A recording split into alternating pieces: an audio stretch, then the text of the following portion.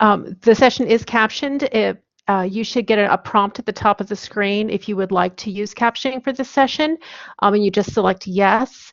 If you don't see that prompt, you can also take a look at the Collab panel on the right of your screen. If you just open up that panel under the settings section, there'll be a place for you to turn on captioning.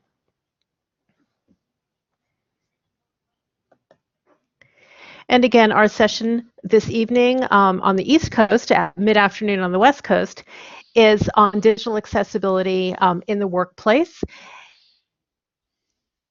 Thank you all for joining. The session is being recorded, and the link to the recording and the slides will be available to you through email tomorrow. And I did want to say that we have had, this is the 9th of 9 sessions that we've run today. So we started actually last evening with a session in Australia. So we will have a YouTube channel up shortly where you can take a look at additional sessions, share those with your colleagues, and learn a little bit about accessibility both in higher education, K-12, and in professional education. And with that, I'm going to go ahead and let you start, Lewis. We will be running until about 6:30 this afternoon. Questions? If you have a question, please type it into the chat, and we'll go through those at the end of the session. All right, thank you very much. This is Lewis Kraus, and I'm with the Center on Disability at the Public Health Institute, and happy Global Accessibility Awareness Day to all of you. I'm as a demonstration of accessibility right off the bat, I don't even have to ask you whether you can hear me or not, because I can see on my captions that the captioner sees me. So just a theme for your day of how accessibility actually helps everyone, even though it might be just designed for initially for people with disabilities. I went back, and being the 9th person of all of your sessions of 9, I'm going to take us back to the beginning. I went back to Global Accessibility Awareness Day's website. Maybe you all have done that too. And I noticed that they say that the purpose of this day is to get everyone talking, thinking, and learning about digital web, software, mobile, etc., access and inclusion and people with different disabilities. Which is exactly a great topic for us to discuss today. And on that website, the original reason for the being for Global Accessibility Awareness Day is there, and maybe you all know this, but it was from a blog that somebody did in 2011. His name is Joe Devon. I'm not sure how to pronounce it exactly, but maybe it's Devon. And he's a programmer. He says, I'm a back-end programmer, and I'm ashamed at how little I know about making things accessible on the internet. And so he called for a Global Accessibility Awareness Day, a day where the web developers across the globe try to raise awareness and know-how on making sites accessible. I'm just reading his blog right there. So while I'm not a web accessibility programmer, I do have some background in this. So my role here and what we do here at the Center on Disabilities, we have several projects. The major project is one on called the Pacific ADA Center, where we provide information and training on the Americans with Disabilities Act. And I'll talk about that in a little while. And I also do a lot about statistics and statistics on people with disabilities. And so I do want to talk about that today in this session. But we're going to talk about digital accessibility. And I understand that you have either in the past today or earlier other sessions today, you've talked about digital accessibility in learning situations. And in this one, we want to talk about it in the world of work. So let's look first at who we are talking about. Okay, so This is some data from one of my publications I put out called the Disability Statistics Annual Report. And it shows that the percentage of people with a disability is about 12.8% in the latest numbers that we have from the American Community Survey, which is done by the US Census. But you can see from here that actually it's risen a little bit from 2010 to 2016 from 11.9% up to 12.8%. Now, I know you may have heard other numbers. Oh my gosh, these are not the same numbers that I've heard. Yeah, there are other surveys and they publicize other rates of disability. And and all of these rates that you hear are affected by the survey question, the method, and other factors.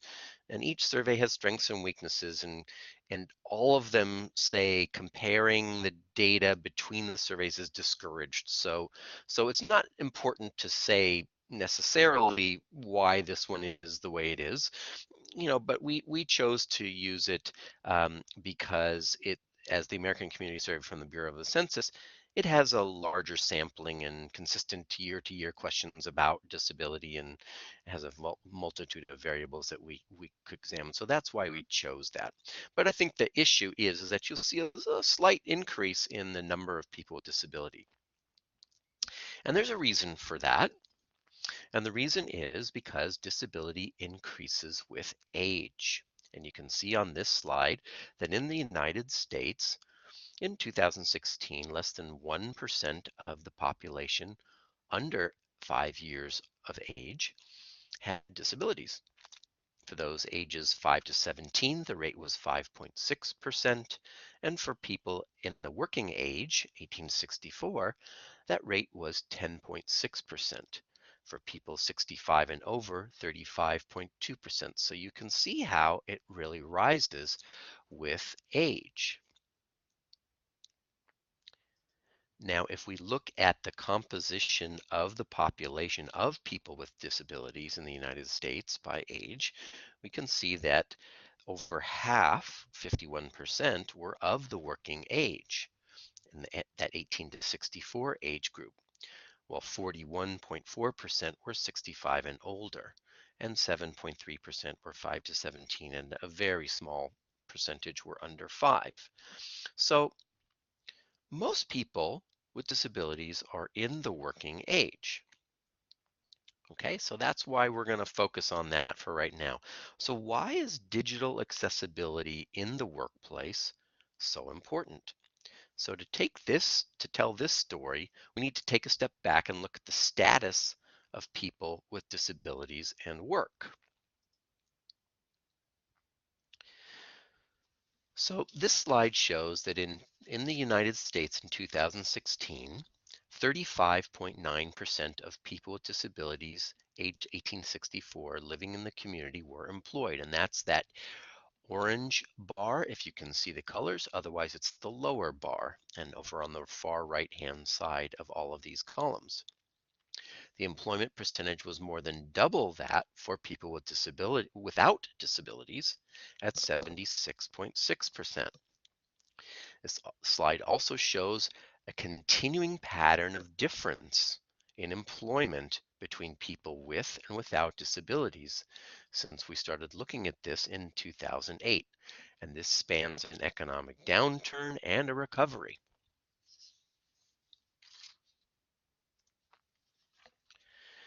So if you look at it in terms of an employment gap, so the employment gap is the difference between respective employment percentages of people with and without disabilities. So in 2016, the difference between the employment percentage for people with disabilities and those without disabilities was 40.7 percentage points. Now, although this is the smallest gap that it has been since 2013, that gap remains above 40 percentage points as it has been since 2010. So there's a large disparity there in in people with disabilities who are in employment.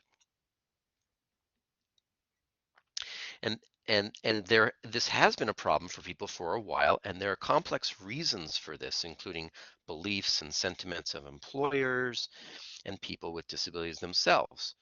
That's really beyond the scope of today's conversation, but we do know that at least some of this has to do with accessibility in the workplace.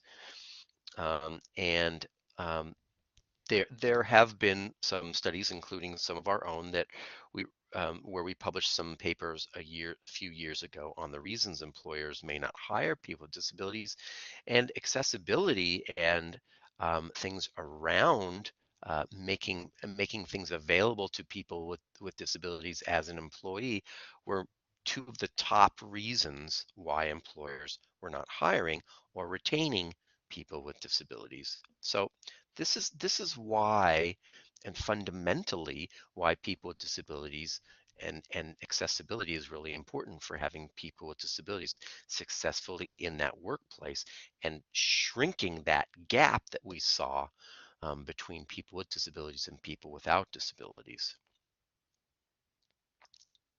And here are those that data. So the cost of providing a reasonable accommodation, and that's kind of what an accessible item might be.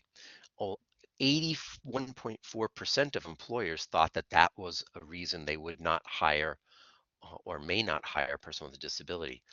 The second one, don't know how to handle the needs of a worker with a disability. That's another one at 80.9%, which is probably dealt with digital accessibility as well. Look, even at 4 and 5, hard to assess whether the person can do the job. You'd be able to know better if they had some accessibility, and the extra time that supervisors and coworkers need to spend, you know, working with the person or helping the person, that also would be dealt with by accessibility. So digital accessibility in the workplace. So there's a lot that can be done to, with accessibility that would improve the situation of employment for people with disabilities. And at this point, it might be useful to introduce you to a piece of civil rights legislation, and that's the Americans with Disabilities Act, the ADA. Hopefully you may have heard of this, and to some of you it might conjure up good thoughts, for others maybe not, but I want to focus your thoughts about this on the civil rights aim of the law. Its goal was to allow people with disabilities the opportunity to participate fully in society, whether that means in employment, with programs and services of state and local governments, and with programs and services of public businesses and of transportation. So when we talk about accessibility in the workplace, one way to think about it is that the philosophy the ADA is aiming for, the full is the full inclusion of people with disabilities if in society. And if you think of it that way, it can help in how one puts together everything related to the job, related to the workplace, and even related to customers if you have a public-facing business. So I'm sure that most of you will know the basic digital accessibility issues, such as how would a person who cannot see be able to get information accessibly? How would a person who cannot hear get information accessibly? How would a person who cannot fully use his or her hands or arms be able to interact with information accessibly? So, and I've listed some types of disabilities there for you. Um, in the ADA world, someone might with a disability might request as a way to get the information you may be presenting, whether you're training or whether you're just trying to give information as part of your project, how they might ask for a reasonable accommodation. Now, this could be, for example, in the case of hearing, it's the most common one that you're familiar with, a sign language interpreter for someone who is deaf. But it could also be a screen reader for somebody who is blind, or some device to help with inputting to the computer for somebody who may have motor impairments. So, how should a company approach digital accessibility, and what might be the challenges? So let's look at some of the types of accessibilities or some of the communications that you have in a business setting, and think about whether digital accessibility is needed. For websites, yes. For documents, sure. For electronic communications, emails, things like that, absolutely. And even in your trainings. So if you're doing trainings internally, you might need that as well. All manner of how work happens internally should be really accessible to help employees with disabilities succeed in their work. And generally, you can think of this in two ways. Things can be designed universally to start, or you need to go back and provide a reasonable accommodation to employees later. And so it's useful when you think of it that way, and it sort of makes sense that you would want to do it universally ahead of time in order to not have to deal with the accommodations that you might end up with later. But that may not always be the case. So you want to make sure that you've got an opportunity to do this. And in digital accessibility, since a lot of these things are things that you might be building from the start, your websites you may be beginning, or you can go back and retrofit them. Your documents, these are a major part of things that you put on your website that need to be accessible. Your PDFs, your Word documents, your Excel documents, all of those have a way now to be able to be made accessible for people who may use screen readers or other accessible devices. Same with electronic communications and in trainings. So in trainings, we talked about the possibility of people who might need a sign language interpreter, or as you're seeing in this webinar right now, somebody who is doing the captioning so that people can read along if they cannot hear what you're saying.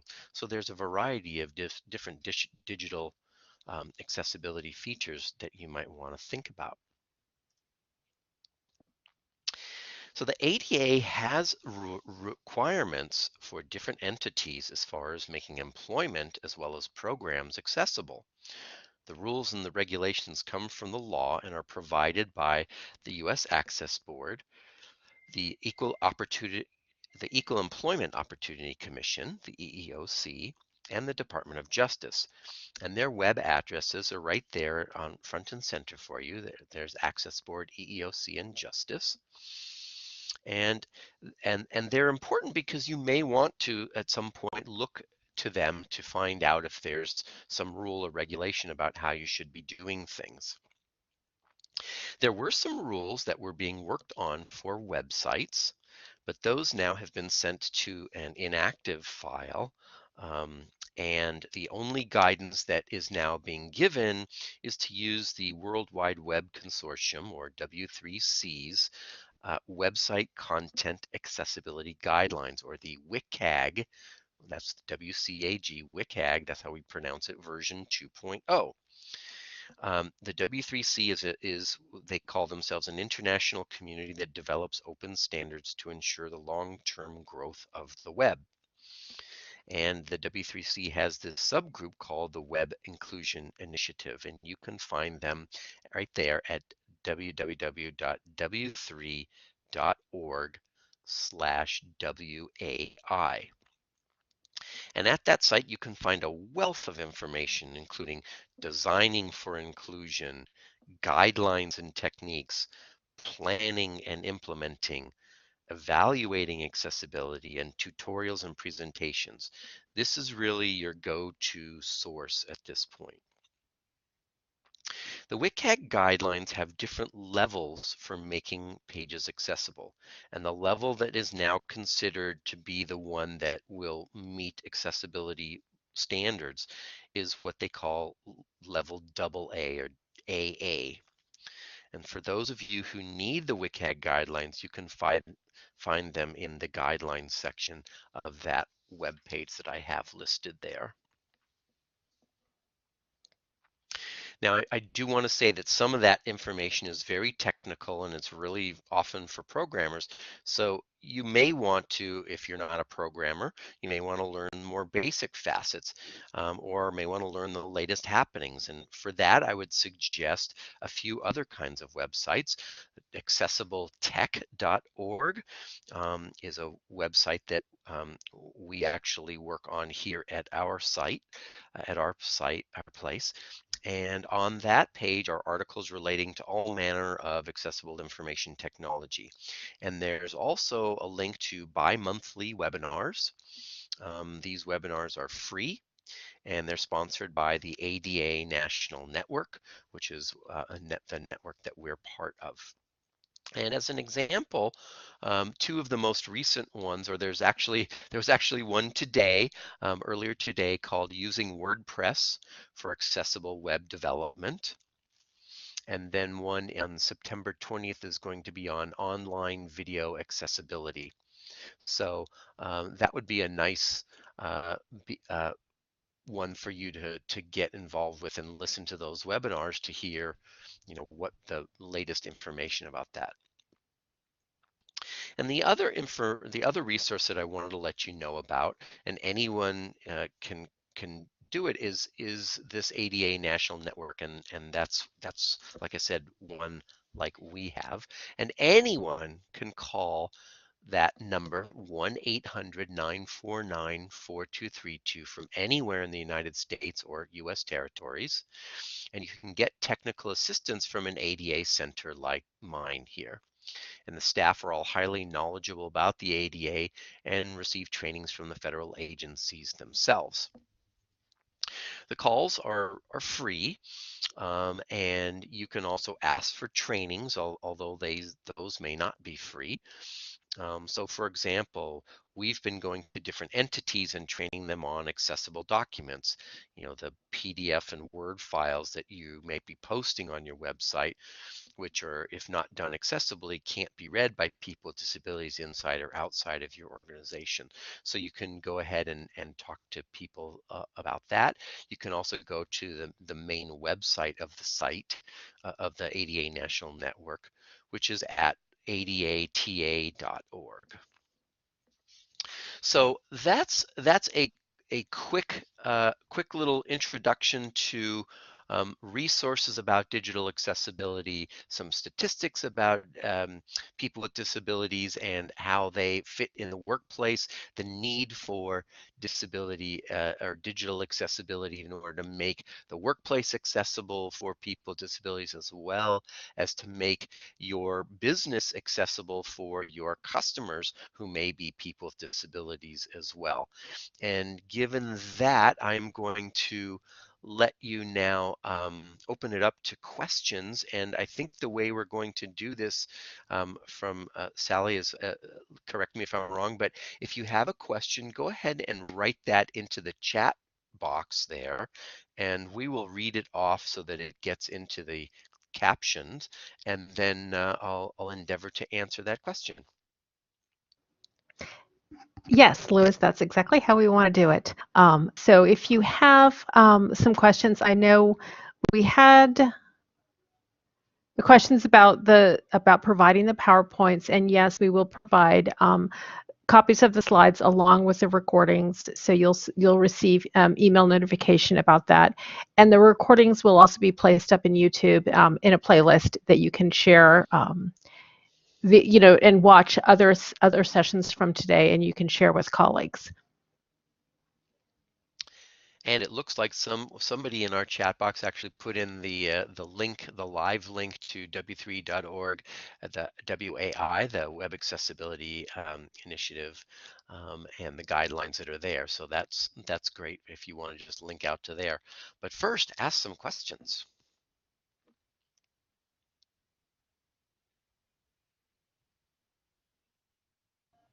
So, Louis, this is Sally. I actually have a question, and since I get to talk, I'm not going to put it into the chat. But you gave us great statistics about the incidence or the numbers of folks with disabilities in the workplace and the disparities there. Can you talk to us a little bit about similar statistics for higher education? Do you have those kinds of numbers? So higher education is a different beast, and it's the reason I say that is because you need to actually have somebody who's collecting that particular data. So the reason the data worked for what I was showing you was this is the Census Bureau data.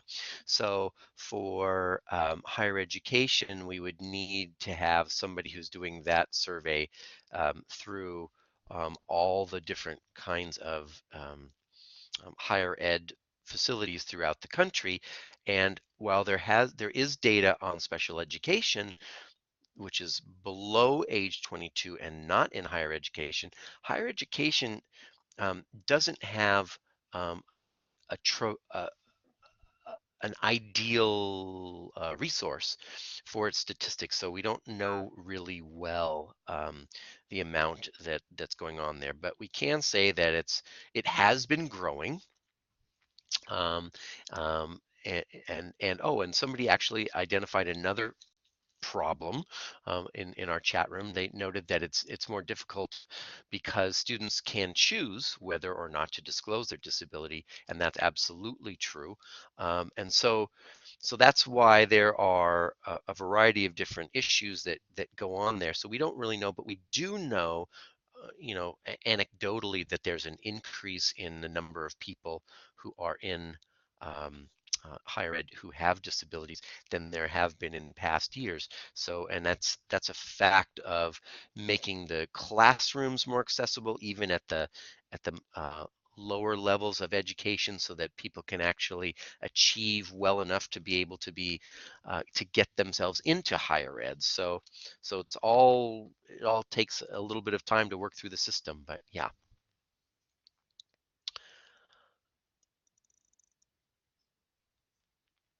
Okay, would you like me to, Sally, should I read this and then answer? Do you want to read?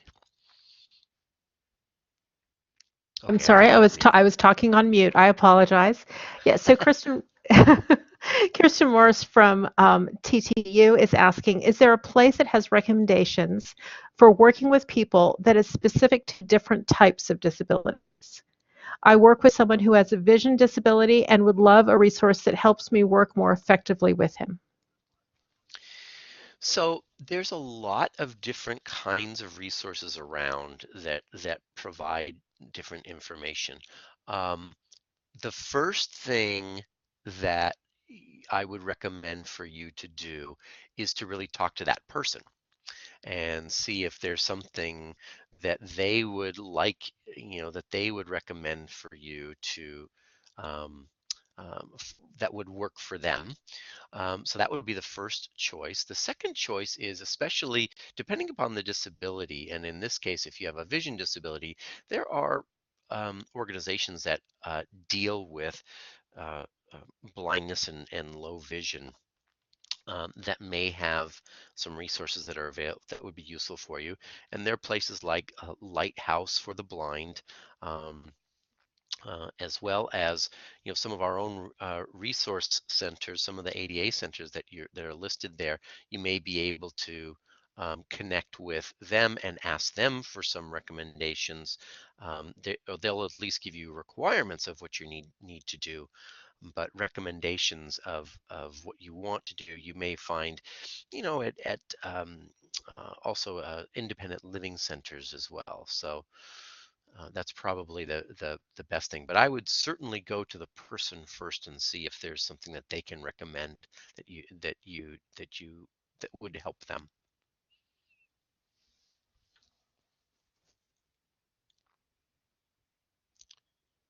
And I'm going to put my contact information up there if you want to contact me at some later point. And yes, so definitely. Oh, and Joanna has another question.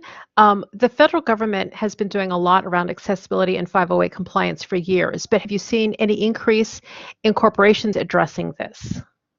Ah, that's a great question.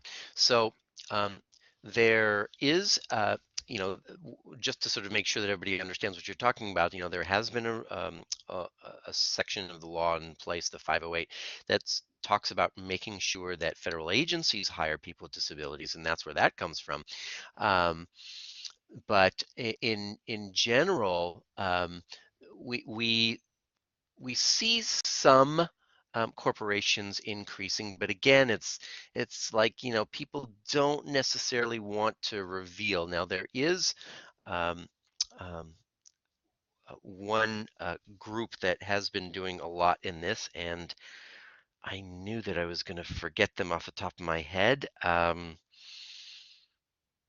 It'll come back to me, but they've been working on making things accessible with corporations and trying to encourage people to um, um, work with people with disabilities and develop their policies and practices to employ people more. And I'm so sorry. This is one of those moments where you blank. Um, hmm. Maybe I'll think of it in a moment. Okay. So actually, that's a good segue to a couple of announcements that we have. And while you're thinking, certainly if you come up with the name, just let us know. But we did want to say that today on Global Accessibility Awareness Day, we're announcing the release of Ally for Web Content. So like Ally for LMS, the Ally for Web Content will review the content of your website. It works directly with your content management system and gives reporting about issues that would need to be corrected or things that would make your website less accessible for those who need, in terms of things like color contrast and uh, placement of things and font sizes, etc. And I guess you've got a lot of options there for what you're what you're looking for. I know. I'm laughing at it. These are great, you guys. You guys are putting in the right things. It's not the ones I was thinking of, but yes, the Job Accommodation Network might be really good. They're not going to tell you much about the increase in corporations. They will talk to you about accommodations that you could use in a workplace. The National Council on Disability, also good idea. I don't know that they've done a study of corporations either. Um, but this woman just wrote to me, the USBLN, the US, uh, yeah, the USBLN.org, and the Business Leadership Network. That's the one that might be able to talk about what's gone on in corporations, although they're particularly looking at large companies, and a lot of the issues that happen in smaller companies, but large companies and these groups that are members of that the USBLN, are ones who are doing things, and I don't know that it necessarily reflects uh, an uptake like Joanna's asking. It is the group of people who have been doing things or have stated that they're doing some things, but kind of the actual study to find out whether people have done things or not is not so forthcoming. And I did want to make one comment to Kirsten, that earlier today we did have a session called Don't Grab Me, etiquette for working with people with disabilities. So when that recording is available on YouTube, that may be something for you to go look at and get the information there. It was shared actually by Blackboard employees, one of whom is legally blind. And so he does talk in there about things that help him and accommodations that or ways that his coworkers can work with him to make things a little bit easier for him and for them.